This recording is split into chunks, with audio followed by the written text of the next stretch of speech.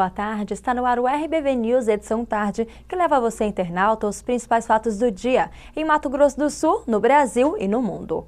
O representante comercial Adenir dos Santos, de 46 anos, morreu após ser baleado na cabeça durante uma briga de gangues na tarde de hoje aqui em Campo Grande. Ele estava em frente a uma loja localizada na rua Santa Quitéria, no Jardim Centenário, quando foi atingido por uma bala perdida. Segundo informações da Polícia Militar, o suspeito de ter efetuado o disparo fugiu em um veículo de cor branca, que foi localizado pela polícia. Dentro do carro estavam mais 2 homens e uma mulher ainda não identificados. Outra pessoa que fugiu de bicicleta também estaria envolvida na briga. Um dos bandidos foi baleado e os demais continuam foragidos.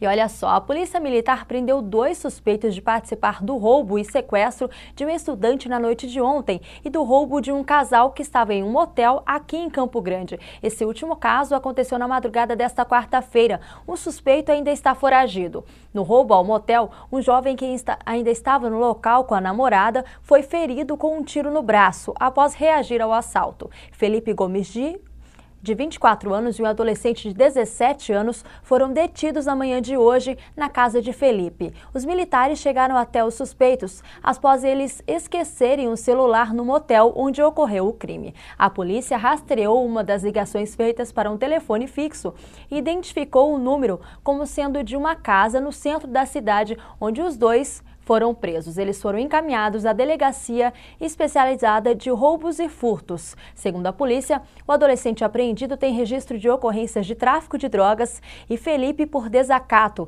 lesão corporal e também por porte de armas. E você acompanha agora a 3ª entrevista da nossa série de candidatos à prefeitura aqui de Campo Grande. As entrevistas individuais foram gravadas e realizadas pelo jornalista e diretor-geral de jornalismo aqui do RBV News, Pio Lopes.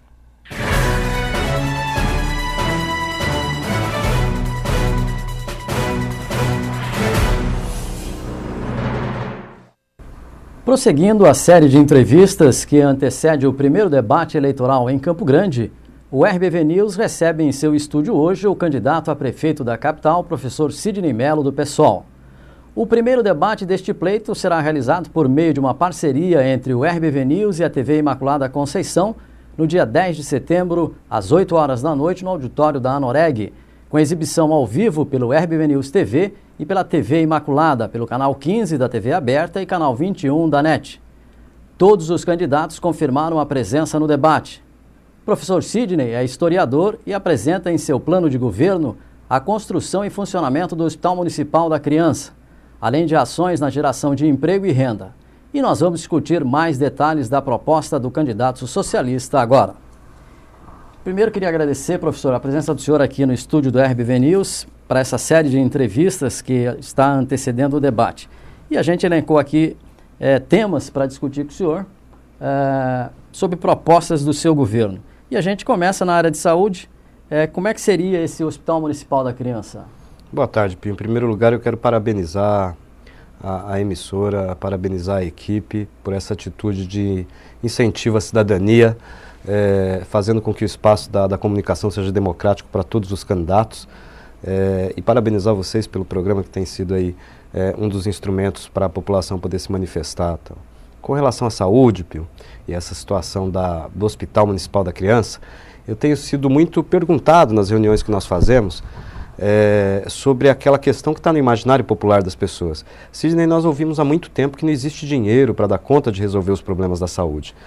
Como é que você pretende construir um hospital municipal de pediatria especializado em atendimento às crianças, se nós temos uma dificuldade com relação ao orçamento para isso? E aí eu tenho respondido e queria deixar claro aqui para todo eleitor de Campo Grande, de que é muito possível nós melhorarmos significativamente o atendimento na saúde de Campo Grande. Nós não podemos nos conformar com a ideia de que porque é ruim em outros lugares, tem que ser ruim aqui também, não é? Primeiro, nós queremos fazer na saúde uma grande gestão do orçamento, uma grande gestão dos recursos que a saúde tem. É impossível a gente conseguir conceber uma cidade que prioriza, por exemplo, publicidade ou asfalto em detrimento da saúde. Nós temos um orçamento que não é um orçamento pequeno. É claro que para todas as demandas ainda pode ser que nós tenhamos dificuldades em cumprir tudo. Mas no orçamento que nós temos, por exemplo, previsto para o ano que vem de 2 bilhões e 600 milhões de reais, há necessidade de se otimizar os recursos para a gestão da saúde. Remunerar bem o servidor da saúde. Esse é o primeiro passo. Não adianta construir postos de saúde ou unidades especializadas em atendimento à criança sem ter médico para atender. E para ter atendimento do servidor da saúde é necessário que, antes de mais nada, a gente revise a sua política salarial. A classe médica precisa ter um plano de cargos e carreira que seja compatível com o que ela espera. É necessário que o servidor da saúde, desde do assistente social, da recepcionista, até o médico, passando pelo enfermeiro, tenha condições de perceber um bom salário. E isso é possível administrando bem o orçamento que temos.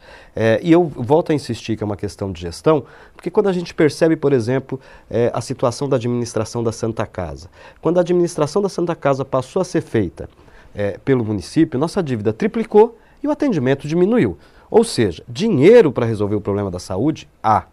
O que falta é gestão desse orçamento para resolver o problema da saúde. Então, em resumo, primeiro, qualificar os nossos funcionários e ter condição de atrair a classe médica para trabalhar no serviço público. Hoje nós formamos por ano aproximadamente 9 pediatras em Campo Grande. Ao longo de 4 anos, nós vamos ter aí quase 40 podendo atender na rede. Por que eles se formam e vão embora? Porque não tem uma política atraente de salários, nem de carreira. Nós queremos construir, junto com a classe médica, junto com o CRM, essa política de salários que seja interessante para a classe, para atrair esse servidor e poder fazer com que diminua o tempo de espera e tenha um atendimento com dignidade nas unidades de saúde. Resolvido esse problema do atendimento, vamos partir para a construção do Hospital Geral de Campo Grande e do Hospital Municipal de Pediatria, o Hospital da Criança. Como é que a gente faz isso? Otimizando os recursos do município e com bons projetos sendo enviados ao governo federal. Queremos ter uma boa relação, e vamos ter a partir de janeiro do ano que vem, uma boa relação com a bancada federal e tentar fazer com que essa relação se transforme em investimentos na saúde em Campo Grande, Mato Grosso do Sul. Alguns setores da imprensa chegam a dizer que nós somos sonhadores, que a gente sonha demais com as coisas muito boas. E eu ouso dizer que se a gente não sonhar, a gente não vai realizar. Quem não pode mais ficar sonhando é o povo de Campo Grande. Está na hora do político colocar um pouquinho o pé na realidade. Tem condição de melhorar, o pessoal vai melhorar a saúde. Bom, professor Sidney, e o setor educacional? O senhor é da área, qual é o investimento que o pessoal teria para essa área de educação aqui no município? Olha, na educação, nós temos que primeiro parabenizar a classe trabalhadora mais uma vez. Nós temos índices nacionais aí muito festejados pelos administradores e esses índices, em parte, a parte real desses índices é mérito nada mais, nada menos do que os nossos funcionários da educação e mérito também dos nossos estudantes que se esforçam. Eu, como educador, como um profissional da área, e discutindo com os colegas da classe, nós percebemos que o que na verdade existe são índices que têm como base os índices que nós produzimos aqui.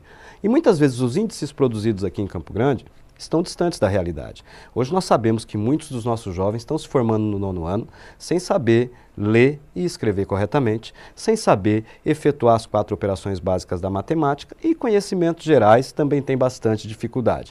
O que nós percebemos então? Que nós estamos tendo uma política de aprovação dos alunos para que isso resulte em índices maiores e que esses índices resultem em investimento do governo federal na educação básica. Ou seja, quanto maior o índice, mais dinheiro, e parece que tem sido essa lógica. Nós precisamos inverter um pouco isso. Temos que começar a valorizar o profissional da educação e começar a desafogar as unidades que nós temos aí superlotadas.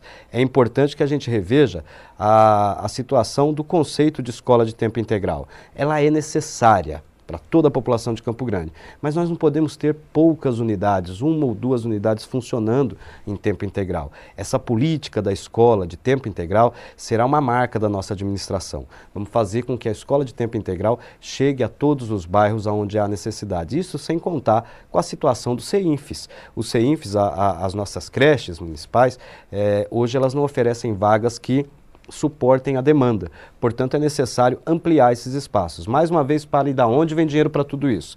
Volto a dizer que o orçamento tem que ser um orçamento com inversão de valores. Temos que priorizar as áreas essenciais e estratégicas. A educação é uma delas, bem como a saúde. Na educação, o investimento será um investimento maciço e, mais uma vez, com bons projetos que nós precisamos emplacar no governo federal para arrecadar recursos. Uma das áreas que a gente tem ouvido que existe muita reclamação, professor, é com relação ao transporte. O senhor teria uma proposta para essa área?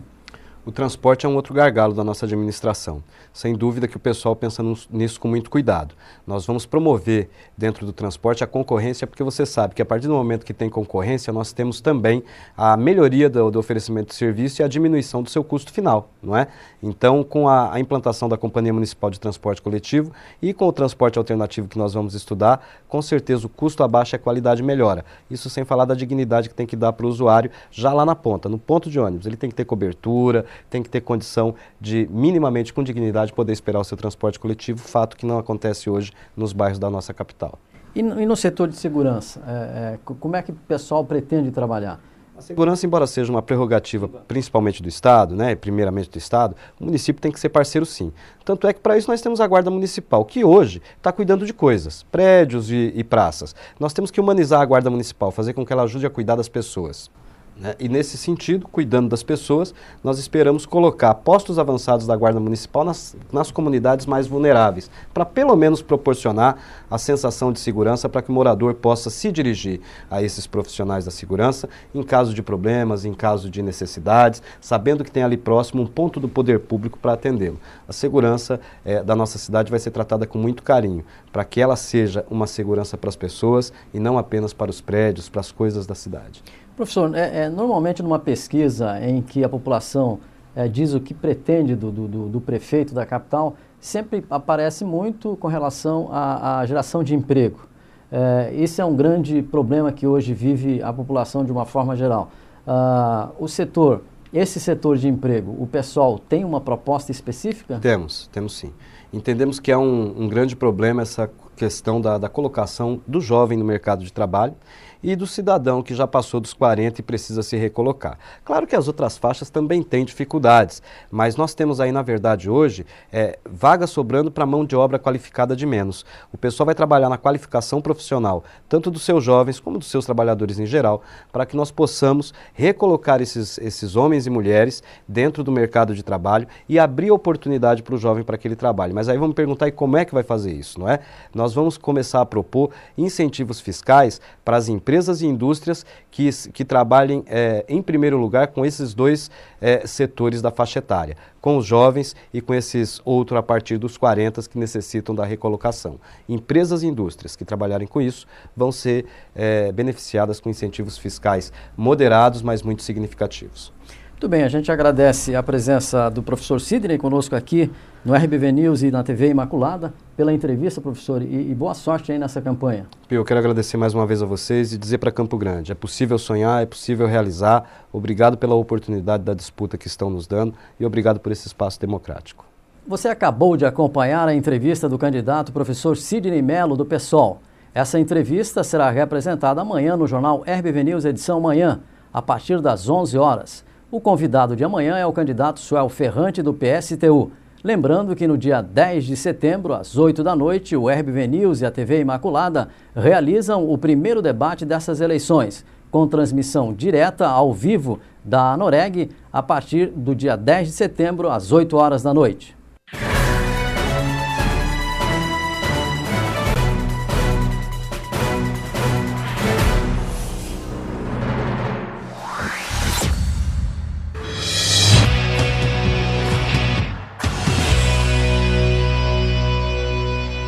A abertura dos Jogos Paralímpicos em Londres ainda está acontecendo e antes que as competições comecem oficialmente, você vai conhecer um pouco da história dessa Olimpíada, que é sinônimo de superação. A competição esportiva entre pessoas com deficiência começou há mais de 60 anos. Aqui no Hospital Stoke Mandeville, a aproximadamente 40 minutos de Londres, nasceu a ideia do esporte paralímpico.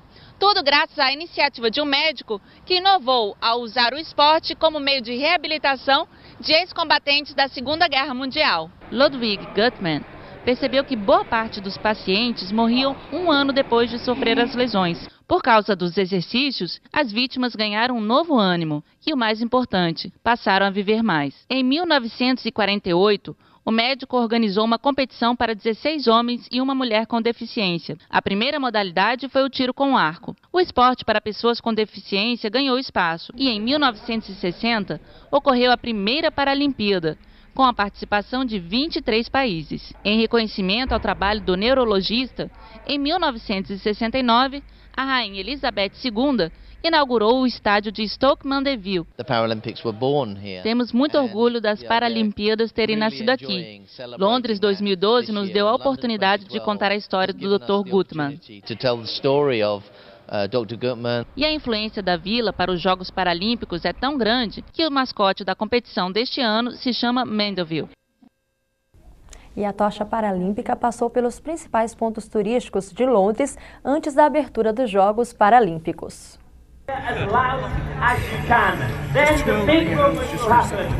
A chama paralímpica deixou o hospital de Stoke Mandeville para uma jornada de 24 horas que termina às 4h30 da tarde no horário de Brasília desta quarta-feira, quando acontece a abertura dos Jogos Paralímpicos de Londres. A primeira competição deste tipo entre pessoas com necessidades especiais foi realizada no local em 1948 com 16 veteranos de guerra.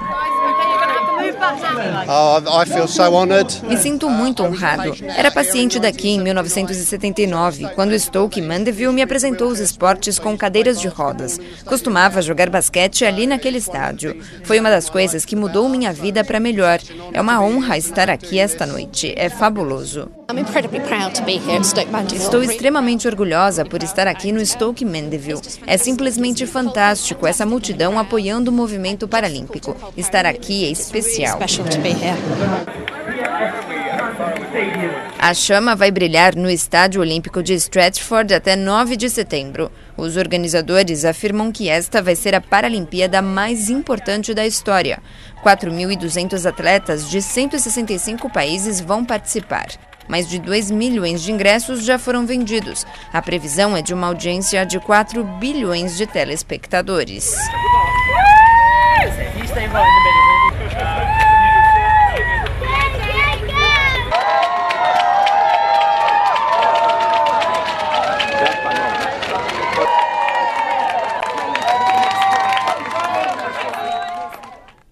E o atleta, que teve as 2 pernas amputadas, fez histórias disputando as Olimpíadas de Londres. Mas antes de descansar, ele se preparou para competir nas Paralimpíadas. Há menos de um mês, Oscar Pistorius também estava aqui, em Londres, atendendo a imprensa. Na Olimpíada foi alvo de flashes e entrou para a história por ser o primeiro atleta biamputado a participar da competição. Na Paralimpíada, Oscar Pistorius é veterano. Essa é a 3ª participação dele. E embora não tenha tido muito tempo para se recuperar depois da Olimpíada, ele garante estar preparado para disputar os 100, 200, 400 e o revezamento 4 por 100. Perguntado se ele achou mais importante esse ano disputar a Olimpíada ou ganhar uma possível medalha na Paralimpíada, Pistorius disse que a melhor coisa é fazer uma boa marca pessoal. Segundo ele, não adianta ganhar medalha se não se superar. E a Olimpíada foi uma grande conquista. Afinal, ele lutou por isso durante muitos anos. O foco de Pistorius é a prova dos 400 metros. Nos 100, a chance do sul-africano conquistar medalha é menor por causa da presença de um brasileiro. Alain Fonteles tem 20 anos e está na 2ª Paralimpíada da carreira. Perguntado sobre o adversário, Pistorius não poupou elogios. Disse que Alain evoluiu muito em pouco tempo e que é forte candidato à medalha, principalmente nos 100 metros. E aí, Alain, gostou? Fico feliz de estar recebendo o grande apoio dele, que ele falou de mim, por estar acreditando também, assim como eu acredito que também posso dar bons resultados agora nessa Paralimpíada. Fico muito feliz, porque ele é um atleta conhecido aí pelo mundo e já fez diversos, já está indo para a sua 3ª Paralimpíada, então fico muito feliz por estar recebendo elogios dele. E no próximo bloco você vai ver os destaques do Brasil e de Mato Grosso do Sul. Nós voltamos já. Dificuldades para se comunicar? Não ouve bem os sons? Agora chegou a oportunidade. Ganhe qualidade de vida com as promoções do Centro Auditivo Grambel. São aparelhos auditivos com parcelas a partir de R$ 10,190. Temos telefones amplificados, aparelhos com frequência modulada para ouvir melhor a TV. Completa linha de modernos aparelhos digitais importados e assistência técnica para várias marcas. Fazemos teste domiciliar sem compromisso. Centro Auditivo Grambel. Atenção! Se você procura qualidade e tecnologia em alta definição, LEDs, mídia de alta definição, 3305-5040. A RBV News e TV Imaculada trazem até você o primeiro debate eleições Prefeitura de Campo Grande 2012. No dia 10 de setembro, às 8 horas da noite, você irá conhecer as propostas dos candidatos a prefeito de Campo Grande. Você poderá assistir ao vivo na TV RBV News no site www.rbvnews.com.br e também pela TV Imaculada. O mediador será o jornalista Bill Lopes. Eleições 2012. RBV News. Aqui você sabe de tudo.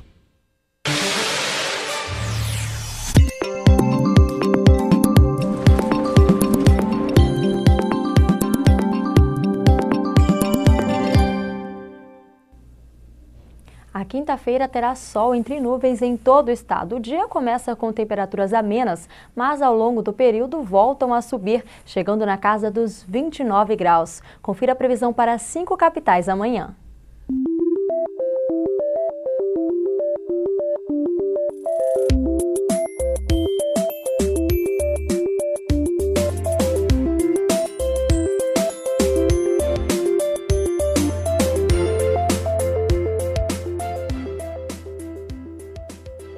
Vamos agora aos fatos nacionais. Uma manifestação em Niterói, no Rio de Janeiro, marcou os 33 anos da Lei de Anistia. Mais de 300 cruzes lembraram as vítimas da ditadura. Em frente à Estação das Barcas de Niterói, na região metropolitana do Rio, uma manifestação silenciosa chamou a atenção de quem passava. 375 cruzes. No panfleto distribuído para a população, retratos de homens e mulheres e uma lista com os nomes daqueles que entre 1964 e 1979 foram considerados inimigos do Estado. A data serviu para que um grupo de ex-militantes do Partido Comunista Brasileiro prestassem uma homenagem aos companheiros mortos e desaparecidos durante o regime militar. Há exatos 33 anos, o presidente da República, general João Figueiredo, assinou a Lei de Anistia. Com a lei, os exilados políticos puderam voltar ao país e os clandestinos voltaram a aparecer com as suas identidades verdadeiras. As pessoas envolvidas com os abusos praticados pelo regime, que chegou ao poder através de um golpe em 1964, também ganharam perdão. Cristina, que distribui panfletos, carrega no peito o rosto do pai. Davi Capistrano era jornalista e membro do Partidão em Pernambuco. Foi perseguido na ditadura. Exilado em 1972, na então Tchecoslováquia, voltou como clandestino em 74. Desde então, não se sabe qual o seu paradeiro. Desapareceu entre Uruguaiana, no Rio Grande do Sul, e São Paulo, quando tentava encontrar a família que estava no Rio. As famílias, não só a família de Davi Capistrano, nós insistimos em saber quem prendeu, quem matou, onde foram parar os corpos, o que o Estado brasileiro, nos diz sobre esses desaparecimentos. Falta de estrutura, educação e lazer. Essas são algumas das explicações para o fenômeno que ameaça a agricultura familiar do país. É cada vez menor o número de filhos de agricultores que desejam permanecer trabalhando no campo. Segundo uma pesquisa da Emater, 54% dos homens e 74% das mulheres não pretendem continuar na zona rural. A falta de sucessores nas propriedades de agricultura familiar preocupa, já que a atividade é responsável por 70% dos alimentos que chegam às nossas mesas. Isso significa que nós corremos o risco de ter quase um vazio demográfico no médio prazo, no meio rural, né? E isso traz consequências do ponto de vista do abastecimento, da produção. Hoje no Rio Grande do Sul, das 442 mil propriedades rurais, 31% não tem jovens para garantir a sucessão. Uma das causas é a falta de estrutura no campo. Além disso, o trabalho duro exigido por algumas atividades rurais e a falta de férias desanimam os jovens agricultores. Os pais também influenciam e muito na escolha dos filhos. Este agricultor de São Valentim, na região norte do estado, garante que é preciso entendimento e harmonia familiar para sustentar a decisão de permanecer no campo. A gente está tentando estimular para eles ficar no campo, a gente modificando no campo. industrializando o próprio produto da gente, o próprio leite, a própria fruta que tem, a gente industrializa no próprio campo, na propriedade. Cristiano tem 23 anos e desde os 15 trabalha com o pai, a mãe, a irmã, o cunhado e mais 10 funcionários na produção de mudas de hortaliças em Campo Bom. Para ele, estar perto da família, ter liberdade e maior qualidade de vida são razões suficientes para não trocar a colônia pela cidade. É uma cooperativa, todo mundo busca a mesma finalidade, crescer e ter o bem de todo mundo, né? Prevenir o surgimento de mais casos de câncer do colo do útero. Esse é o objetivo de um projeto de lei que garante o acesso à vacina contra o vírus HPV na rede pública. A proposta está na pauta da Comissão de Direitos Humanos do Senado, pronta para ser votada em decisão terminativa. Silvia faz tratamento para curar um câncer que começou no colo do útero. Há 1 ano e meio, ela descobriu a doença, passou por uma cirurgia e por sessões de radioterapia. O câncer foi provocado pelo vírus HPV. O tratamento é muito forte e é difícil. Hoje está sendo muito difícil para mim. O câncer de colo de útero é o segundo mais frequente entre as mulheres. Perde apenas para o de mama. A cada dia, 51 novos casos são descobertos no Brasil. Mais de 90% deles são causados pelo HPV, presente na maioria das mulheres que já tiveram relação sexual. 70% das mulheres que já tiveram relação sexual podem ter a presença do HPV, mas a presença do vírus não quer dizer lesão que possa levar ao câncer de colo do útero. A doença se manifesta principalmente em mulheres de 20 a 40 anos. Para evitar e até curar o câncer, todo ano a mulher tem que fazer o exame Papa Nicolau. O exame Papa Nicolau é uma coleta de células da região do colo do útero. É feito pelo ginecologista diretamente no colo do útero, onde células são colocadas numa lâmina e essa lâmina é encaminhada à análise do patologista. Nessas células pode-se identificar lesões iniciais que não são o câncer ainda, mas que podem gerar o câncer no futuro. Outra forma de prevenção é a vacina contra o HPV. Nas mulheres que ainda não tiveram relação sexual, a eficácia chega a 97%. Mas a imunização não trata nem elimina o vírus. Cidades do interior de São Paulo e do Rio de Janeiro aprovaram leis para fornecer na rede pública a vacina contra o HPV. Mas ela ainda não é oferecida em todo o Brasil, como já ocorre nos Estados Unidos, México e Panamá. São necessárias 3 doses e cada uma custa entre R$200 e R$400.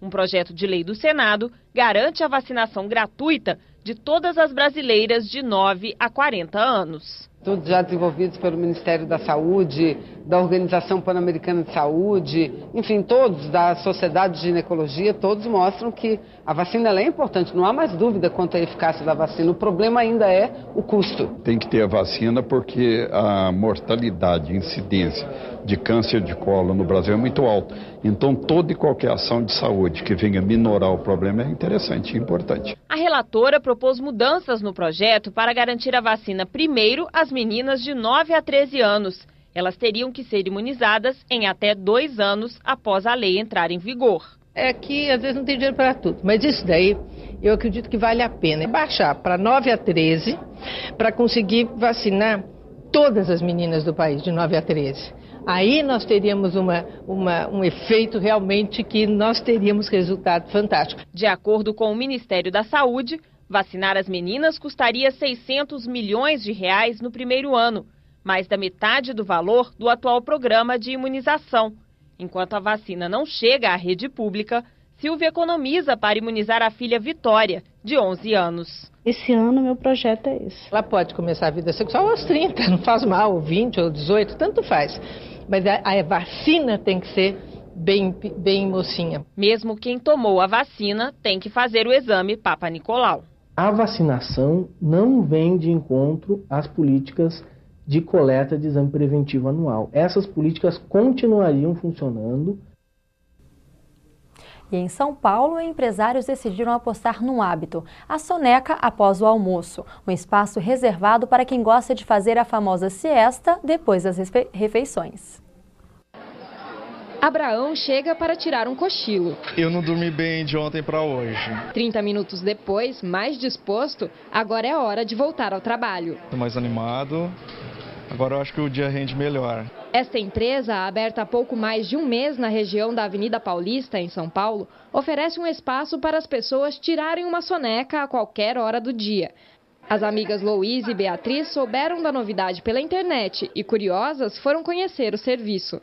É uma ideia diferenciada, acho que é legal, é o que todo mundo gosta. Os preços variam de 15 a 30 reais para períodos de descanso que vão de 15 minutos a 1 hora. Depois de escolher de quanto tempo vai ser o cochilo, o cliente entra em uma cabine individual. Aqui existe um travesseiro, um cobertor e a pessoa pode regular a intensidade da luz e colocar um fone de ouvido que tem uma música calma e constante. Sinais luminosos e alertas vibratórios indicam que o tempo da soneca acabou. Em alguns países, como a Espanha, a famosa siesta é uma questão cultural. Mas aqui ainda há resistências, segundo a dona do negócio. Quando o funcionário começar a produzir muito mais, porque deu um descanso, uma pausa, as empresas vão começar a ver que eles estão errando em não ter trazido isso para o funcionário há mais tempo. Um estudo da NASA, a Agência Espacial Norte-Americana, comprovou que 26 minutos de repouso aumentam a produtividade em até 1/3 e a capacidade de atenção em mais de 50%. Este médico defende o descanso, mas diz que a sonolência durante o dia pode ser um alerta do organismo. Uma doença do sono pode estar interferindo no teu sono, na qualidade do seu sono, para que você durma mal, embora você não tenha consciência e precise de ter mais sono durante o dia. Vamos agora aos fatos regionais. Moradores de um bairro nobre aqui de Campo Grande estão assustados com o número de assaltos que a região vem enfrentando. Alguns comerciantes foram assaltados mais de uma vez. Assaltos, roubos, que só neste mês de agosto já totalizam 20 no bairro Mata do Jacinto e região. Os moradores estão assustados com a violência. Há alguns comerciantes, como é o caso de Dona Roseli, que teve o seu supermercado assaltado no último sábado, nem querem mostrar o rosto por causa da insegurança que vivem todos os dias. Você vem trabalhar com medo, com toda a insegurança do mundo. Você precisa trabalhar, os seus clientes estão esperando que você abra as portas. É lógico que você não vai fechar, você tem que abrir as portas, você tem que atender o seu cliente, você tem que pagar as suas duplicatas, entendeu? Com medo, você vem com muito medo. Toda pessoa que é assaltada, todas as pessoas que eu converso, é horrível, o psicológico da pessoa fica muito abalado, mas você tem que vir, é um comércio, ele está aberto. Então, aqui nós fomos assaltados no sábado, às 14 horas, tem farmácia, tem padaria aqui também que já foi assaltado. Eu também, assim, eu não li reportagem, mas já me falaram que até os próprios pedestres na rua já foram assaltados com a maior facilidade. Os moradores e comerciantes da região vivem assustados. Aqui nessa padaria, um assaltante já foi morto por um policial rodoviário. Os proprietários estão vendendo o local, pois não aguentam mais viver com medo de serem assaltados novamente. Pouco policiamento. Esta é a grande reclamação de quem vive no bairro. Alessandro, que é dono de um estabelecimento, já tomou algumas providências com medo da onda de assaltos na região. Bom, a gente toma certos cuidados, né? Hoje eu tenho câmera, eu trabalho com caixa já longe da porta, justamente para inibir a ação dos assaltantes, né? Eu até hoje não tive o azar de ser assaltado, mas já tem vários colegas aqui, vários vizinhos, né, que foram assaltados já.